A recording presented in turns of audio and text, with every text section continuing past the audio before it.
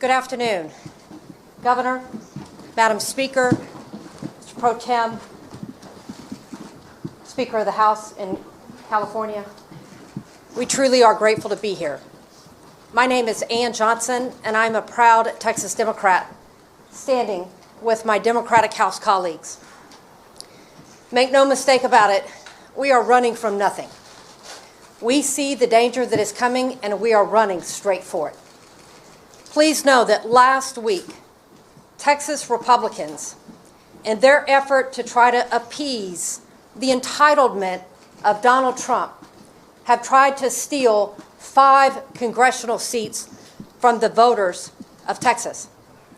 This is not the first time we have seen folks try to appease Donald Trump.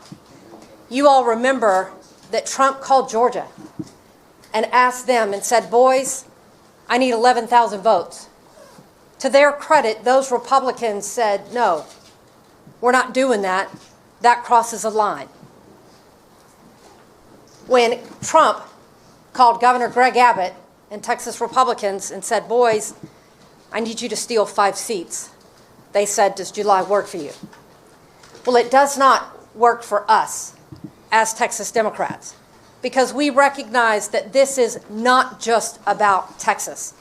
This is about ensuring that the voters get to determine the outcome of their next election. We are now facing threats. The threat that we're going to lose our jobs, the threat of financial keeping the job, and doing the job, you know that they are not worthy of public service. We as Democrats are standing up to ensure that the voices of every voter is lifted up in this next election cycle and that the next election is not stolen from them. Please know that we do not take lightly where we are with today's climate and the threat that the FBI come to get us. We proudly stand with Californians in this moment that when faced with Texas's steel, they have met it head on with courage and with a sense of urgency to protect the entire nation. We are running from nothing. We are running to the front lines. We are running to the front lines to stand with other Democrats across the state of Texas, across the state of California, across this nation, to ensure that each and every individual has the opportunity to pick, to decide that government is for the people, by the people, and not the politicians selecting them. And so we are here because we do know that courage is contagious. And we are here to give hope to others to stand up and be courageous in this moment. I am so grateful to introduce Assemblymember Isaac Bryan as part of the California group that is here to stand with Texas Democrats.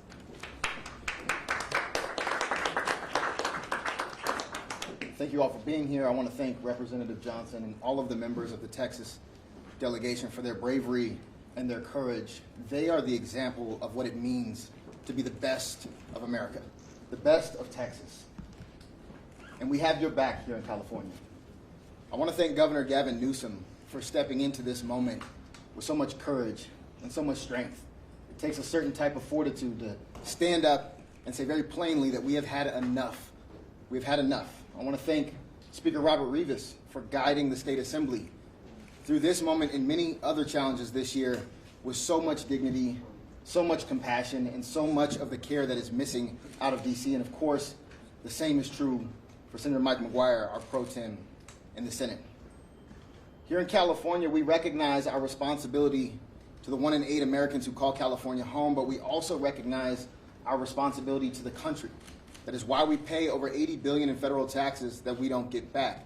It's why we export food to every corner of this nation. It's why we export culture and storytelling. It's why we host students from around the country at the #1 public university in the world, UCLA.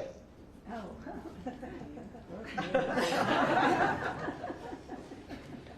And right now, California has a responsibility to our democracy. What is happening in Texas, what is being pushed out by the Trump administration beyond Texas, is something we thought we would never see, where people's lives, their representation, their participation is willingly stifled, violently stifled, in plans that did not include public opinion, that did not include public participation, and had a pure political goal. And that goal was to consolidate power for this authoritarian in the White House. California cannot sit back and just let that happen. We have a responsibility to step up, and we're going to step up.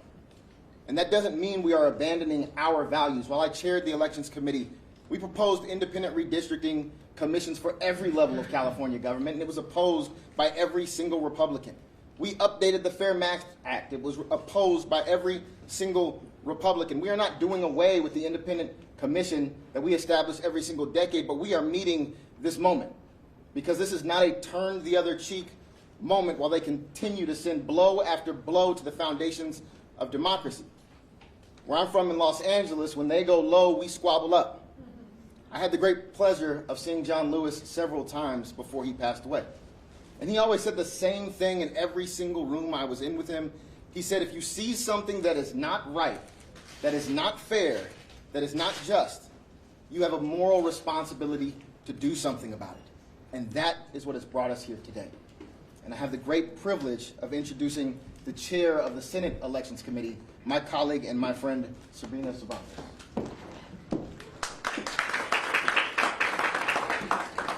I am honored to chair the Senate Committee on Elections and Constitutional Amendments in this pivotal moment in our history. I applaud the Texas representatives for the courage they are displaying in resisting this Trump Republican power grab. California did not start this fight. We are proud of our Citizens Redistricting Commission. It is a gold standard in our country. But this is an emergency that requires an emergency response. California stands ready to respond. We will not sit idle on the sidelines while our communities are torn apart. This is a path to end the chaos. I would like to call up our Speaker, Speaker Rivas. Well, good afternoon, everybody. And, since the moment that Donald Trump was sworn in as president, he has worked to change our country from a proud democracy to an authoritarian state. The stakes are high.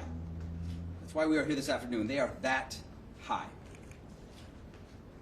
He's bullying universities to control what they teach. He's targeting news programs and late-night shows, attempting to control what we watch. And here in California, masked ICE agents, without badges, without identification, they're shoving people into unmarked cars, disappearing them into detention centers with no accountability, and too often, no way for families to even find their loved ones. And let's be clear, they're not going to stop with the most vulnerable people or undocumented residents. History tells us that that is not how authoritarianism works.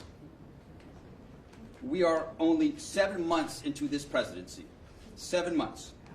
And the more power they get, the more they will take. And what will they do with this power? More immigration raids? More arrests? More crackdowns? More attacks on our freedoms? Well, certainly what we can expect are more negative consequences for every single American. Because of Trump's policies, millions of Californians will lose their health care. And so we have to stand up now. We have a responsibility here in California to stand up and defend our democracy. And I'm proud to stand here with the brave Democrats from Texas who are doing just that. Texas Republicans acting on direct orders from Donald Trump are redrawing congressional lines so that there is no way to dislodge them from power of Congress. No way to hold them accountable. No way to prevent them from doing whatever they want. Well, as Californians, we're here to say absolutely not. If they're trying to destroy our democracy, you're going to have to come through California. You have to come through California, where we are nearly 40 million strong in this state. We have the 4th largest economy in the world. And we have a proud tradition here in our state of standing up for the people's rights, of standing up for what is always in the best interest of our state and of this country. We will not allow Trump's Republican Party to rig this system and take permanent control of the U.S. House of Representatives. We are prepared, and we will fight fire with fire. And we will do whatever it takes to defend our democracy. California will do whatever it takes to protect the voices, to protect the votes, and to protect the rights of every single American. And now I'd like to introduce and welcome my partner in the State Senate, Pro Tem Mike McGuire.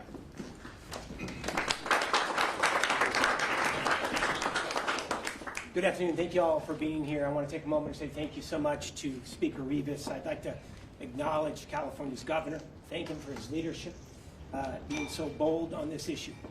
We are incredibly grateful. The defender of democracy is here today, and that's Nancy Pelosi. We are incredibly grateful for your incredible work and legacy on behalf of all Americans. Zoe Lofgren, who chairs California Democrats on behalf of the California Democratic Caucus in Congress, thank you so much to our caucus chair, Monique Limon, to our chair of elections, Ms. Cervantes, to the assembly members, and to the patriots. The patriots are here on the front lines of democracy, risking their health and safety. These leaders from the great state of Texas, we owe them a great debt of gratitude.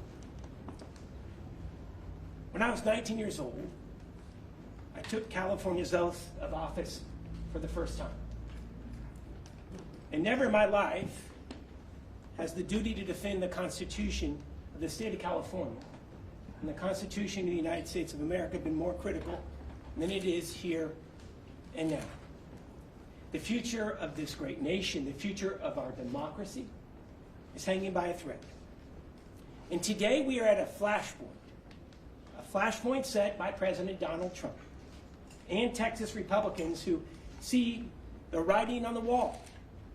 Because if their draconian legislative actions were to take place, they've seen the same polls we have, they're not going to win the midterms in swing seats. So what do they have to do? They have to cheat to win. Here's what we know. We know what the American people want right here and right now. They want lower prices for families, not expensive tariff taxes. That's costing American consumers hundreds of billions of dollars and devastating California's economy. People want cancer research that save lives, not golden ballrooms that stroke egos. People want a government that trusts trained scientists in real numbers, not secret police who literally are snatching innocent people off the streets of this state. Take a moment to think about this for a second. They're taking innocent people off the streets of our communities and shove them into moving vans. People want their health care. They don't want tax cuts for billionaires. So in order to win, Donald Trump has to cheat. And they've come up with this cynical ploy in Texas to be able to redraw congressional maps to silence working voters, to silence Latino and black voters, and to prop up an authoritarian presidency that is rotten to its core. All of us here, we've taken that same oath of office, and I don't mean to get emotional about it, but it's incredibly personal to each and every one of us. And that's why if Texas moves forward with this action, California has to be prepared to respond. It is our sacred responsibility to California, to our country, and we know that there is no bottom to Trump's dystopian plan. I'm firm in my belief that if the legislature puts a redistricting initiative on the ballot, I believe the people of the Golden State will do the right thing. I trust the voters of California, more than I would ever trust Trump and his lackeys in Texas. You know, I've heard it mentioned before. Two wrongs don't make a right. The response that we have to be prepared for is not a wrong. It's not a wrong to stand up for the Constitution of this state and for the Constitution of the United States of America in the face of those who would destroy it for their own personal power and profit. It's not wrong to stand up to the billions in cuts that the president is proposing to health care here in California, to education, to our university system. Letting people vote is the right way to go about it. So is national redistricting that leads to independent maps all across the country, and it's wonderful to see the Republican congressional members in the state starting to see the light that Democrats have had for decades. I want to end it right here with this. We've had the honor to be able to talk with several of our colleagues from Texas who described that they're being tracked by the FBI. Leaders in the state of Texas are being tracked by the FBI. They're facing bomb threats, death threats, and that is after what we saw in Minnesota just 2 months ago. Republicans, Donald Trump, Greg Abbott, Texas Republican leaders, they have the power to stop the threats, to stop all of this. And that's the questions that the media should be asking. Why aren't they stopping this? Republicans in California also have the responsibility to see that their Republican leaders do just that. This isn't a fight. This is not a fight that California picked. But it's also not a fight that we are going to run from. When times are tough, you run towards the wildfire. And that's what we're going to be prepared to do. This country is hanging by a thread, as we know. We have the duty to protect it with an ironclad commitment that we all swore before God. It is now my honor to introduce Zoe Lofgren, who has been instrumental in this process. She is the elected chair of the California Democratic Congressional Delegation. Can we please give her a warm welcome? Well, thank you very much, Mike. You know, California Democratic Delegation has been long in favor of independent citizen commission. In fact, the commission drew our lines. We are not allowed to give them any input, and that was fine with us. I am the author of a bill in the House to require independent commissions in every state. And when Democrats were in the majority, and we had Ms. Pelosi as our speaker, we passed a bill that included independent commissions in every state. We did not get a single Republican vote for that, and the Republicans blocked it in the U.S. Senate. So we're not here trying to change or rig the system. We're here because Donald Trump and his Republican cohorts are trying to rig the system. They know that what they've done to the American people is deeply unpopular. They know that because of what they've done, stripping health care for more than 17 million Americans, to give tax cuts to billionaires, hurting California by increasing pollution, by stripping education funds, by stripping nutrition programs from the needy. That is very unpopular, and we cannot allow these elections to be rigged without a response. Now, the Democrats in California are happy with all our districts just as they are, but when we saw that Texas was going to create the most segregated map in Texas since the 60s to eliminate all of the minority districts that they could, so that they could create 5 Republican districts, we said, could we create a map that eliminated 5 Republican districts, but that was true to the Voting Rights Act? And we found that we could. And so as we went through the details of the possibilities, I'm happy to report that every single member of the California delegation is willing to support a plan to do that. We cannot stand here. We cannot stand here and just shrug as Trump and the Republicans try and rig the rules so they can avoid responsibility for the damage that they have done to this country. We need a break on them, and we can get it in the midterm elections. I'll tell you, when we were in the majority, we didn't strip health care from Americans. We provided health care with the Affordable Care Act. And the mastermind of that is someone I'd like to introduce next, the most effective speaker in the history of the United States, Nancy Pelosi.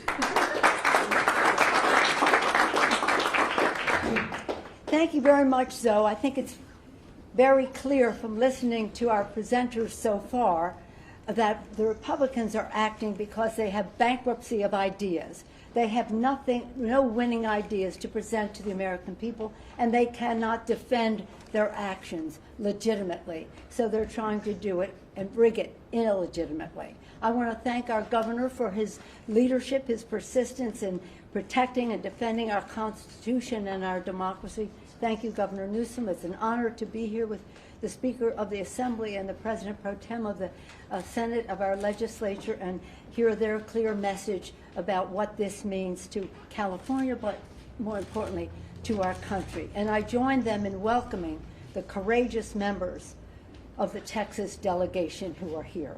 We thank you not only for your courage, but for your patriotism. For your patriotism. I've said to you before, at the beginning of our country, Thomas Paine said, the times have found us. Times found them to form a new country, write a constitution, and the rest, thank God, they made it amendable. And now the times found Lincoln, then found Lincoln to save that country, the unity of that country. And now the times have found all of us, and especially our Texas delegation, to save our Constitution. I'm from Maryland originally, and I'm very proud that the national anthem was written there. And my favorite line in the anthem is, proof through the night that our flag was still there. We have a responsibility to prove through the night of this Trump administration, the darkness of it all, that our flag is still there with liberty and justice for all. And that is what I'm so proud of the leadership of all of our California delegation in Congress, but also our state legislature as well.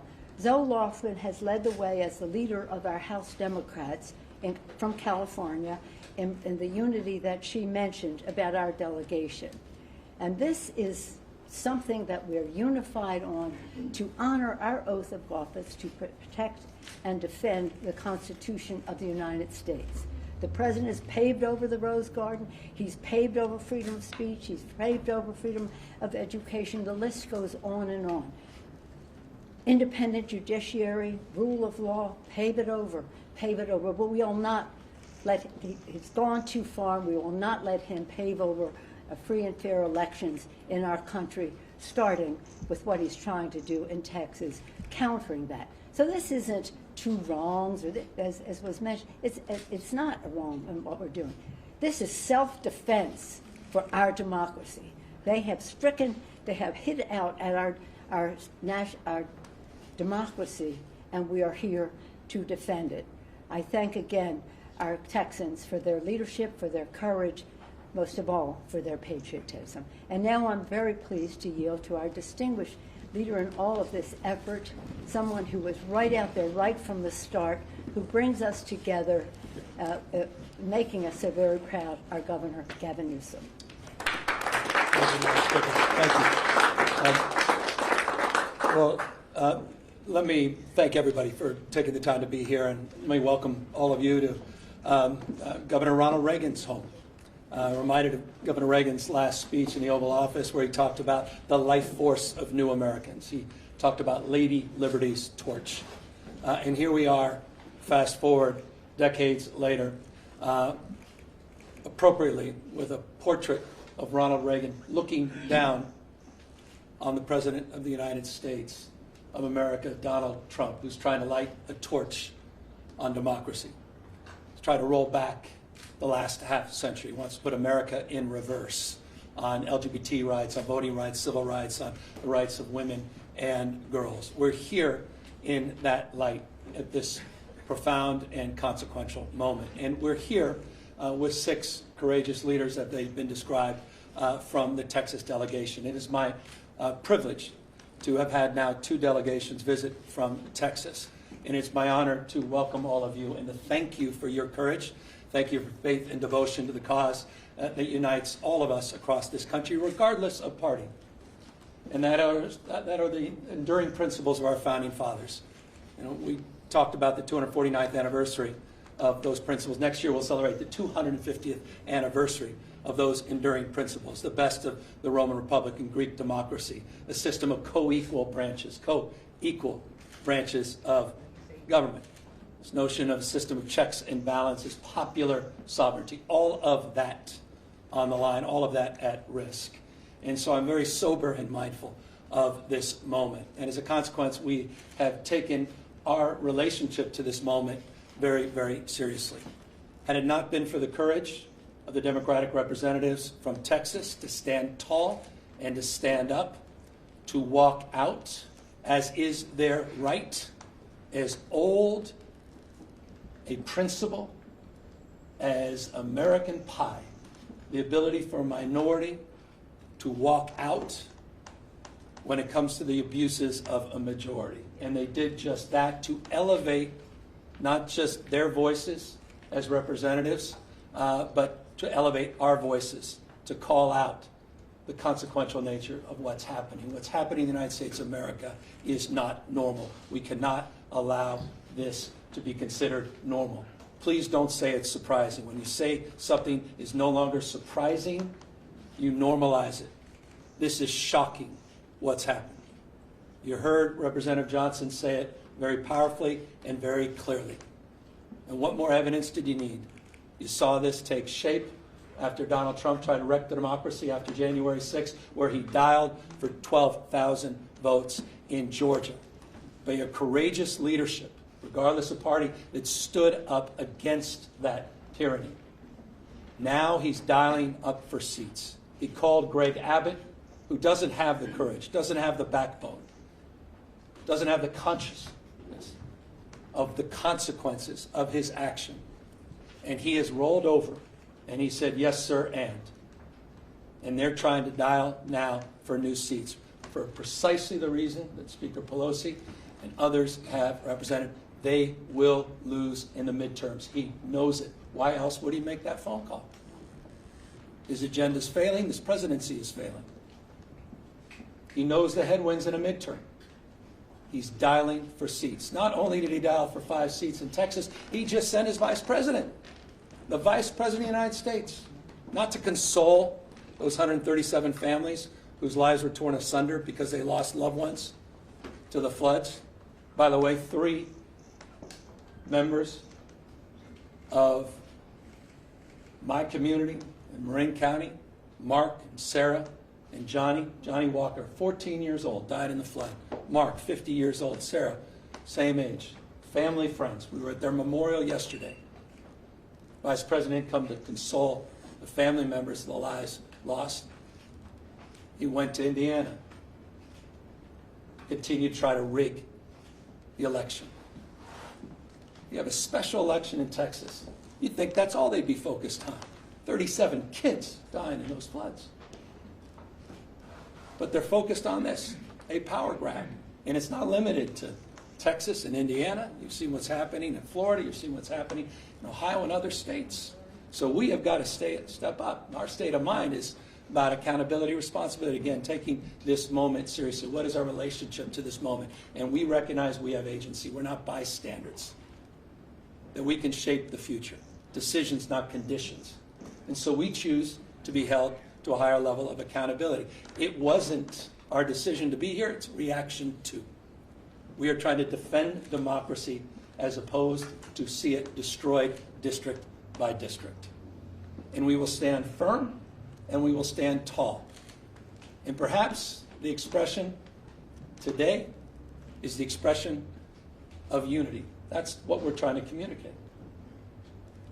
You have congressional representatives here, the leader of our congressional delegation. They are unanimous in their support of moving in this direction. You have the Speaker and the Pro Tem, and they strong support of their caucuses. And leaders of critical committees, caucus, are here to express support. We are moving forward. Make no mistake. California is moving forward as a state that's larger than 21 state populations combined. We are not a small, isolated state. State larger than 21 populations combined. We tried to play by a higher set of standards and rules with our independent redistricting, and we believe in that. And we are not talking about eliminating that commission. We are talking about emergency measures to respond to what's happening in Texas, and we will nullify what happens in Texas. We will pick up 5 seats with the consent of the people, and that's the difference between the approach we're taking and the approach they're taking. We're doing it on a temporary basis. We're doing it in a fully transparent way, and we're doing it by asking the people of the state of California for their consent and support. Mark that stark contrast to what's happening in Texas and other states. We are resolved and we are aligned in this strategy. And I'm deeply, in closing, grateful for the leadership that's assembled here today in unprecedented time. It required an unprecedented approach, an unprecedented leadership to build the kind of consensus that we believe we have. We have till August 22nd. With the leadership behind me, they will get this on the ballot. We're calling for a special election. That'll be the first week of November. It will coincide with many other municipal elections. We will raise an unprecedented amount of attention, and we will garner an unprecedented amount of support because people understand what's at stake. Final words. Because I want to reinforce what the Speaker and the Pro Tem said. You have people disappearing in the state of California, quite literally disappearing. Warrantless search, people literally being taken from the streets. I don't think this, I know it. 16-year-old kid whose mom and dad working 20 years at the same packing facility. 16-year-old didn't even know how to get back into his own home because mom and dad disappeared going to work. Young child had no brothers and sisters. That's Trump's America. That's happening as we speak. The Guard has been federalized. And by the way, Donald Trump is continuing to federalize the National Guard through the election. Pause and consider what that may mean. There is nothing normal about this. Nothing normal about this. Conditioning aid, let me make this clear in front of the Texas delegation. I am proud, and thank you to Isaac Bryan, $83.1 billion more we provided the federal government in federal taxes than we received. Texas, for whatever reason, for success, and how Texas does punch above its weight, received $71.1 billion more from the federal government they received. But I'll tell you what, as a taxpayer, as governor of California, I am proud to stand tall to help them recover from these floods. No conditions, no politics. We're all in this together. I was proud to send search and rescue teams to support the recovery of those floods. That's my responsibility. That's what it's like to be a member of a community. We're all in this together. The idea that we're even conditioning aid and allowing that conversation to persist, that's what's at stake with this conversation. It's not about lines, it's about drawing a line, and it's all about elevating a deeper consciousness of the line that Donald Trump continues to cross. It's not about him playing by a different set of rules. There are no rules for Donald Trump. This is a serious moment in American history. And so we are here to meet this moment head on. And we look forward to a successful campaign, and we look forward to continuing to do what we can to have the backs of these courageous leaders who are back here in the state of California, sharing their voice as we share their action and passion at peril that this democracy may not live. With that, we're here to answer any questions. Do not want UCLA to settle with the Trump administration. Are you taking any actions to fight? Yeah, we'll sue. I mean, this is a separate topic, but it's not necessarily disconnected from this topic. Donald Trump today is trying to silence academic freedom. He's attacking one of the most important public institutions in the United States of America, one of the finest institutions of higher learning in the world, one of the great research institutions in this country, one of the reasons California is the tentpole of the U.S. economy, one of the reasons we have more scientists, engineers, more Nobel laureates than any other state in this nation. He has threatened us through extortion with a $1 billion fine unless we do his bidding. So as long as I'm governor, I will stand tall and push back against that. And I believe every member of California legislature feels the same way. We will not be complicit in this kind of attack on academic freedom on this extraordinary public institution. We are not like some of those other institutions that have followed a different path. Governor, given the timeline that you've mentioned on the special election, it sounds like the California legislature will have 5 days to basically set the election. When will the maps be released to give the public ample time to at least review them? Well, that's a question for all of our folks here, but bottom line, it's going to be in their ballot box. It's going to be on their ballot. So it's about as transparent as it gets. I have not been privy to the map. I'm mapping out a strategy to make this successful. I have not looked at any maps. I told you that yesterday, told you that last week, and that continues to be the case today.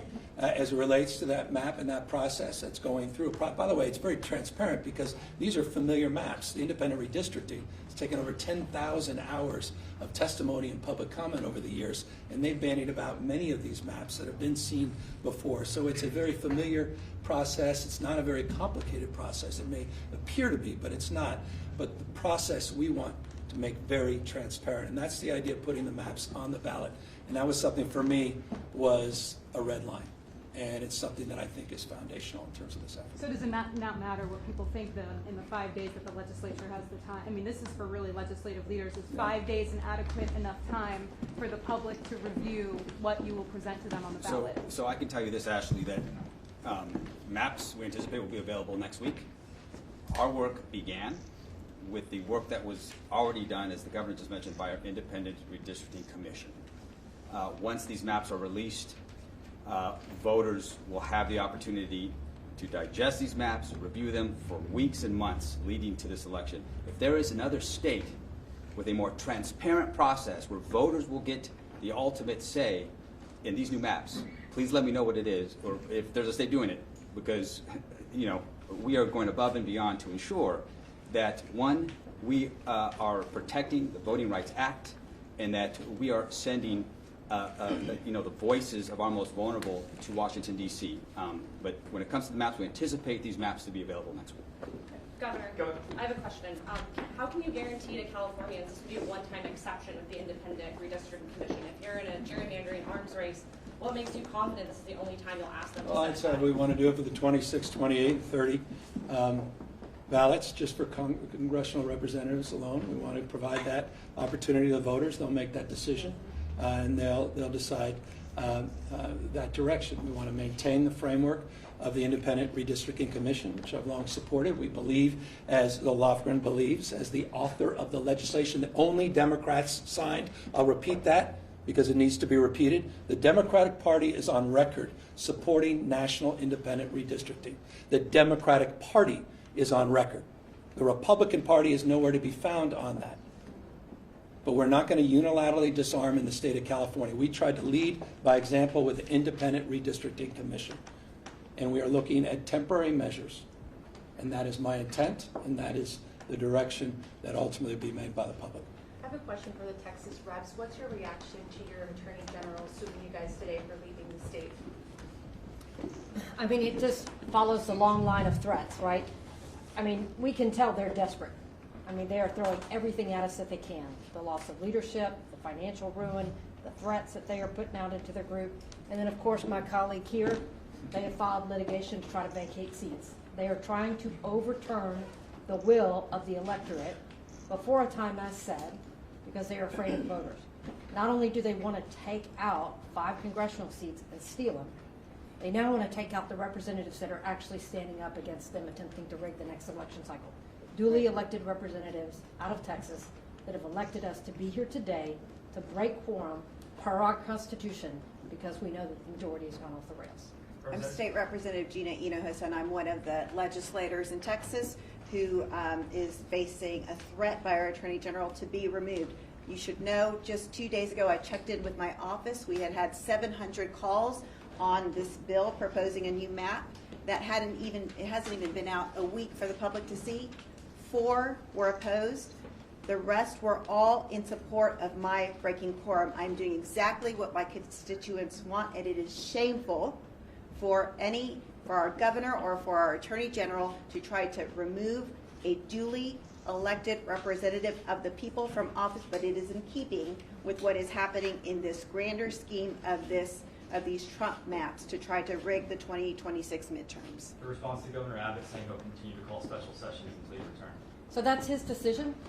That's the benefit of who you elect for governor. We are breaking and doing everything we can to break this quorum. We have 137 at least. We are missing 2 more individuals out of Central Texas. We have been there for 2 weeks waiting to address that issue.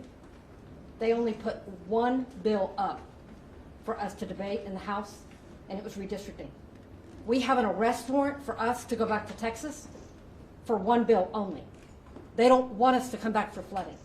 They are using those families as a distraction. The governor can write a check right now to try to start the process. And so it's his decision what's valuable to him. Does he want to have us come back and address flooding, to address the issue of school testing, to address human trafficking, to address the infrastructure in our courts? We will gladly show up. So you're going to find out, the people of Texas, who he plays for. Is he going to call us back for you, or is he going to call us back to do Trump's bidding? Are you prepared to stay out of the state through even the filing deadline in December, if that's what it takes to stop a redraw for the 2026 map? So we take this fight one day at a time. We fight to win today, and tomorrow we assess and take it on then. I'm reminded of a quote by one of our wonderful governors of the past, Ann Richards, and she said, "The here and now is all we have, and if we play it right, it's all we need." And that is what is happening here today. We're about to play it right. Thank you. Question for the governor. If California redraws districts for Democrats to try to pick up 5 seats, that would only cancel out what Texas is doing, but Republican-led states, including Florida, Ohio, Missouri, and Indiana, will or are considering redrawing their own lines, and Democrats don't control enough states or have enough districts to pick up to counter that. So, given that map, why go through with trying to bypass the independent redistricting? Well, these guys are ruthless on the other side, so I concur. That said, we can control what we can control. It's not what happens, it's what we do in response to what happens. Here's what we can do in response. There's other states that can act not dissimilar to California, but none can act, I guess, with the scale and scope that we can. So that would be my response. It's always the right thing to do the right thing. It's always the right time to do the right thing. And our response is what we can control, and we can encourage others through the power of emulation to consider the approach that we've taken based upon their unique circumstances. Most states don't have independent redistricting. Many states have supermajorities in their legislature. There are a number of other states, as you know, that are considering democratically led states, and not just Republican-led states, that are considering similar actions, but we're not going to unilaterally disarm.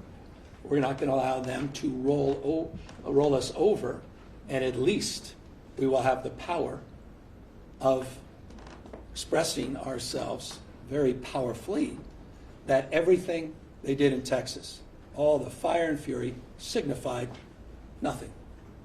That we neutralized it. We nullified that. We don't move unless they move. This is triggered.